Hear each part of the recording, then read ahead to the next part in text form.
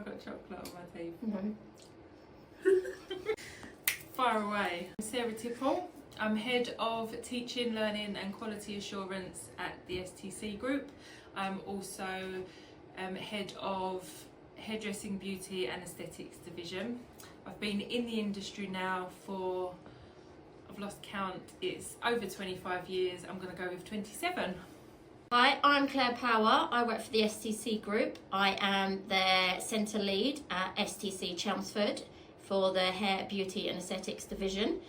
I am also an internal quality assurer, an assessor, usually for the higher qualifications, so level 4, 5 and 7, so the aesthetics. But I'm also qualified from level 2 all the way up to level 7. I also teach the education and training for STC.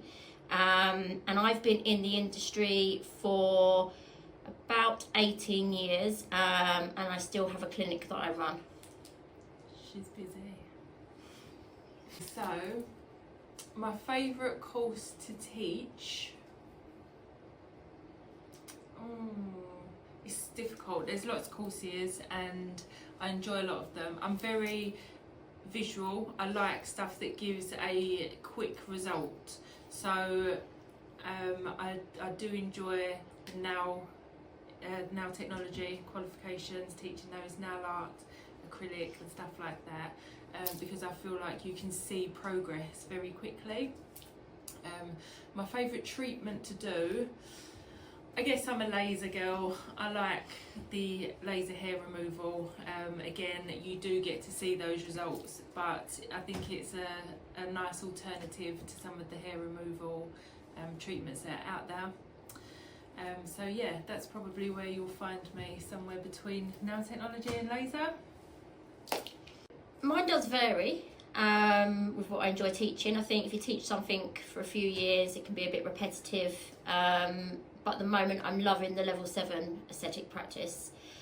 I love seeing how the learners their confidence grows because of the in-depth qualification that is now being offered to the toxin and filler qualifications, the CPD qualifications that we used to only be able to offer. So these qualifications are relatively new, but they are in depth, and I love seeing the learner progress with the level of clients that they have to do to achieve their qualification. My favourite treatment to do, again, this can vary, intimate waxing. Am I a bit weird to say that? No.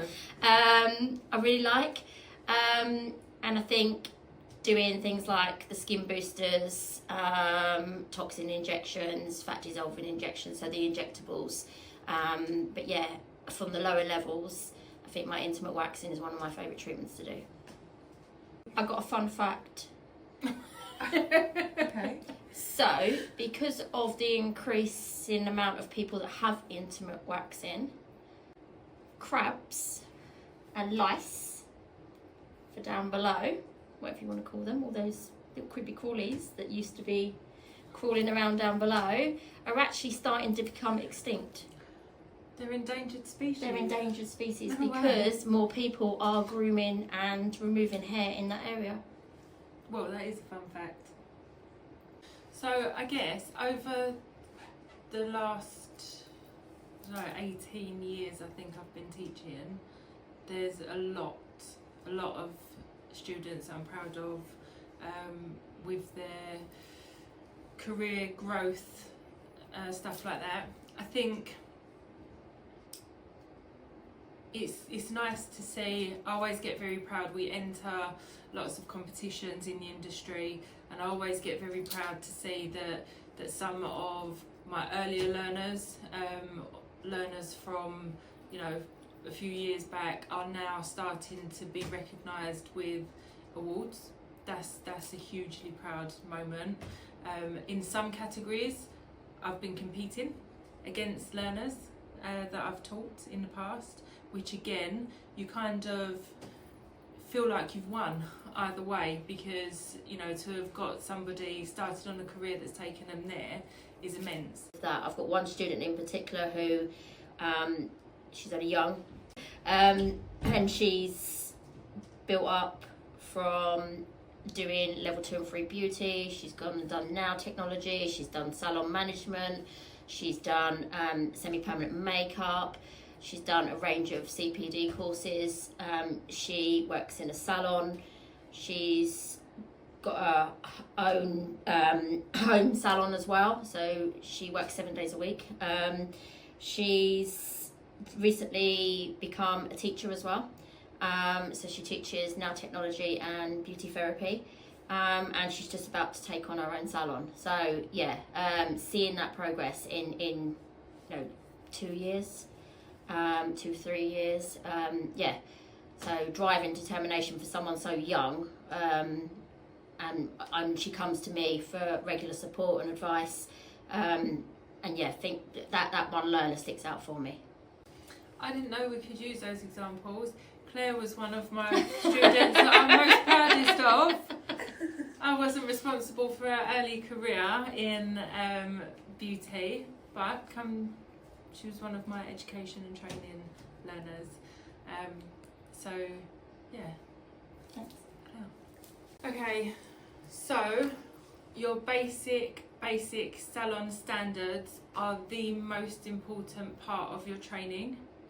Get a regulated qualification and normalise going back over those basics. Your basic skincare and anatomy and physiology, your basic hygiene, appearance and professionalism standards are going to drive you through the industry. I was going to say about the regulated qualifications, but I think also I would say look at quality rather than quantity.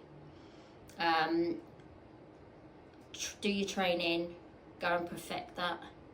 Don't try and progress too quick, too fast, because sometimes it's too much to take on board and you become a jack of all trades and a master of none. So sometimes it's good to take it slow and steady and master your skills to make you better in the industry. And that. So this is like the special bonus features at the end of the film. For you out there in your knickers. What frustrates me in the industry is when people are skipping basic training, or when they hold qualifications for 6 months and then they want to teach that qualification. I feel like, aside from my quality assurance hat that I wear sometimes, I feel like I wouldn't want to be trained by somebody who had learnt this 6 months ago and hadn't necessarily been able to put it into practice. I think it's about skill and understanding, and I understand that there's some treatments that are maybe add-ons or additions and advancements to other treatments, and you can learn that and pass that on very quickly. But I always question, would you want to be trained by someone who maybe has shot into the industry without some of that basic training, and maybe are teaching treatments that should be done in salons and clinics that they're not actively doing all the time? If you're going to like my answer, but I think won't be the first time. Mine is social media, unfortunately. It's great, it helps us. It's good to get some information. Always check your information that you're getting though. It's good for advertising.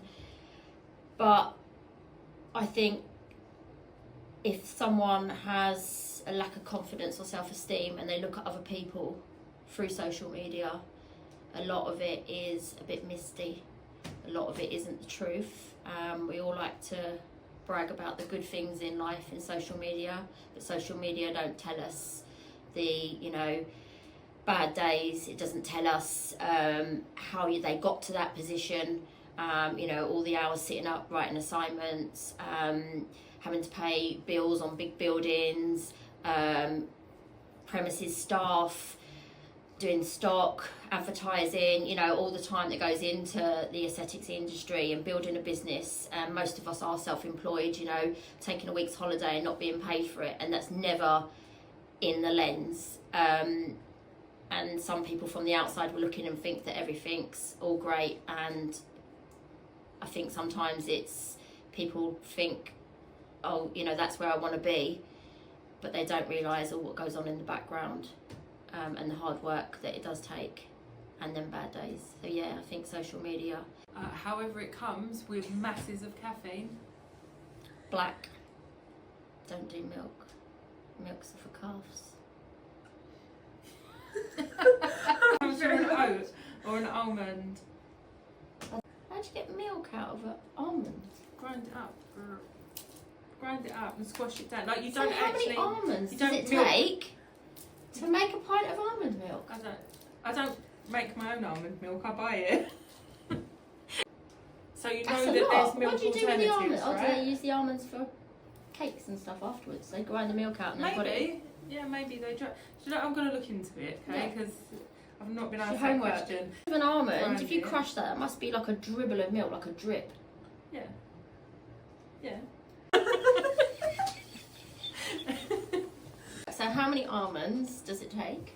It takes 194.43 almonds to make 1 litre of almond milk. That's shocking. I thought it'd be thousands. I'm So gonna go and buy some almonds on the way home.